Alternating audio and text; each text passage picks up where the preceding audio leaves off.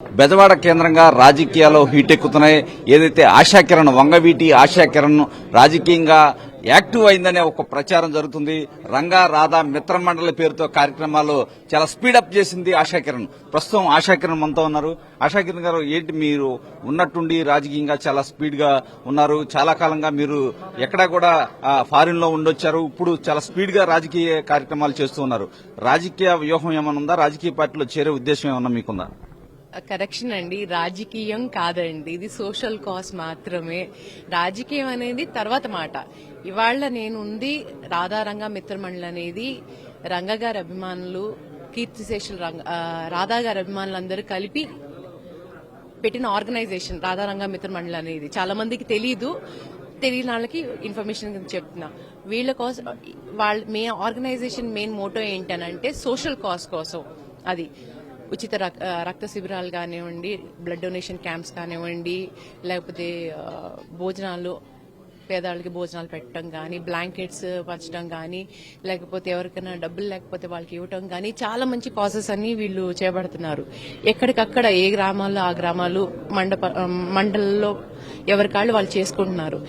నా మోటో ఏంటనంటే వీళ్ళందరినీ ఏకదాటిగా తీసుకొచ్చి ఒక టీం వర్క్ కింద చేద్దామని చెప్పి వాళ్ళకి ఒక రికగ్నిషన్ అనేది తీసుకురావాలి, ఒక ప్రాపర్ ఆర్గనైజేషన్ కింద ఫామ్ చేయాలనేది నా కోరిక.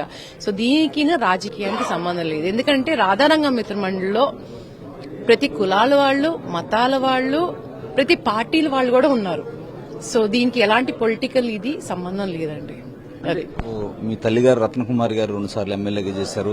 మీ బ్రదర్ కూడా ఒకసారి ఎమ్మెల్యేగా చేశారు, రాధా గారు. వీరు కూడా మీ తండ్రి ఆశయాల కోసం వారు కూడా కృషి చేశారు. చాలా కాలం నుంచి ఆశా గారు రాజకీయాలకు కావచ్చు ఈ వ్యవహారాలకు దూరంగా ఉన్నారు. సడన్ గా రావడంలో ఏదో రాజకీయ కాంక్ష ఉందనే ఒక ప్రచారం అయితే జరుగుతుంది. నేను సోషల్ కాజ్ కోసం వచ్చానండి. ఒకటి అంటే మీరు అన్నట్టు ఫారెన్ లో ఉన్నాను, నేను వచ్చి ఇండియాకి వచ్చి ఒక 10 years అవుతుంది. సో ఇక్కడే ఉన్నాను, ప్రస్తుత పరిస్థితులన్నీ చూస్తున్నాను. సో నాకు ఒక ఏమంటారు, ఒక ఇది ఉంది, బయటికి వచ్చి చెయ్యాలి. ఎందుకంటే చిన్నప్పుడు రంగా గారు నా చేయి పట్టుకుని నడిపించారు. ఆయన ఎలా వర్క్ చేశారని నేను చూశాను, ఆయన ఎంత ఆదరించారని చూశాను. ఎంతో వేల మంది ఇంటికి వచ్చేవారు, రోజుకి 100ల్లో వచ్చేవారు. వాళ్ళందరినీ పేషెన్స్ గా కూర్చుని మాట్లాడే వాళ్ళతో ఏంటి ప్రాబ్లం అనేది తెలుసుకుని ఆయన వాళ్ళ కోసం కృషి చేశారు. సో ఆ స్ఫూర్తి అనేది నా మైండ్ లో ఉంది.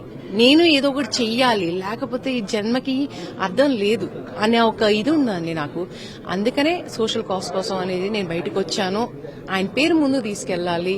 అండ్ ఒకటి రాధారంగ మిత్రమండలి అనేది కొన్ని ఏళ్ల నుంచి ఎవరికాళ్ళు విడిపోయారనే బాధ కూడా ఉంది. ఎందుకనంటే దానికి ఒక ప్రాపర్ రికగ్నిషన్ అనేది తీసుకురావాలి, అది నా కోరిక. ఎందుకంటే రాధారంగ మిత్రమండలి ఒక సోషల్ కాజ్ కోసం పనిచేస్తున్నారు. వాళ్ళకి ఒక రికగ్నిషన్ ఉంటే వాళ్ళకి ఉత్సాహం ఉంటుంది, ఇంకా ఇంకా చెయ్యాలి, రాధారంగ గారి పేరు మీద ఇంకా పనులు చేయాలనే ఉత్సాహం ఉంటుంది. సో ఆ స్ట్రెంథనింగ్ కోసం అని చెప్పి నేను వస్తున్నాను. అంటే మీ బ్రదర్ కావచ్చు, మీ మదర్ కావచ్చు, మీరు ఈ విధంగా స్టెప్ తీసుకోవడం పట్ల వాళ్ళు ఏ విధంగా ఫీల్ అయ్యారు? వారితో ఏమైనా చర్చించారు? వాళ్ళు ఎప్పుడూ నాకు సపోర్ట్ కింద ఉంటారండి. ఎలాంటి విభేదాలు లేవు. నాకు ఇంకా వంగవీటి ఫ్యామిలీ నుంచి కూడా ఫుల్ సపోర్ట్ ఉంది, ఎలాంటి విభేదాలు లేవు. అంటే రాజకీయ పార్టీల నుంచి ఏమైనా ఆహ్వానం ఉందా? మీకేమన్నా ఇంట్రెస్ట్ ఉందా? బహుశా ఆహ్వానాలు అన్ని తరఫు నుంచి ఉన్నాయండి, కానీ ఇప్పుడు ఎలాంటి డెసిషన్ నేను తీసుకోను. అది క్లియర్ గా చెప్తున్నాను. రాజకీయం గురించి నేను ప్రస్తుతం ఎలాంటి డెసిషన్ నేను తీసుకోను. ఓన్లీ సోషల్ కాజ్, మా రాధారంగ మిత్రమండలి టీం ని స్ట్రెంథన్ చేయటం అనేది నా ఫస్ట్ టాస్క్. ఏ పార్టీ నుంచి మీకు ఆహ్వానాలు అందుతున్నాయి? దాని గురించి మాట్లాడకపోతే బెటర్ అండి. తర్వాత 2029లో మీరు రాజకీయ పార్టీ నుంచి, ఏదైనా రాజకీయ పార్టీ నుంచి పోటీ చేసే అవకాశం ఉందనుకోవచ్చా? రాజకీయ డెసిషన్ ఏమైనా తీసుకుంటే మా రాధారంగ మిత్రమండలి పాత సభ్యులు ఉన్నారండి, మా నాన్నగారితో పనిచేసిన వాళ్ళు ఆల్రెడీ చాలా ప్రపంచాన్ని చూశారు, రాజకీయాన్ని చూశారు. వాళ్ళతో సలహా సూచనలు చేసి వాళ్ళు ఏదైతే నాకు చెప్తారో దాని గురించి ఆలోచించి ఏదైనా డెసిషన్ తీసుకుంటాను ముందు, ఒకవేళ రాజకీయ డెసిషన్ తీసుకోవాలి అని అంటే. అది థ్యాంక్ యూ అండి ఆశా గారు. ఆశా గారు చాలా స్పష్టంగా చెప్తూ ఉన్నారు, తన తండ్రి ఆశయాల సాధనకే ముందుకు పోతున్నాను, రంగా రాధా మిత్రమండలి ద్వారా అందరినీ ఏకం చేసి వారు ఏవైతే ప్రజల కోసం మంచి పనులు చేశారో అవన్నీ కూడా కంటిన్యూ చేస్తాను. నా ఈ స్టెప్ లో ఏదైతే నా బ్రదర్ రాధా కావచ్చు, తల్లి రత్నకుమారి సపోర్ట్ కూడా నాకు ఉంది. రంగా రాధా మిత్రమండలి మొత్తాన్ని కూడా ఏకం చేసి సమాజానికి మంచి పనులు చేస్తానని కూడా చెప్తున్నారు. 2029లో రాజకీయాల్లో రావడం అనేది రంగా రాధా మిత్రమండలి సభ్యుల సూచనల మేరకు ఆనాటి నిర్ణయం తీసుకుంటానని కూడా ఆశాకిరణ్ చెప్తున్నారు. కెమెరా పర్సన్ గౌతమ్తో రవిచంద్ర టీవీ విజయవాడ.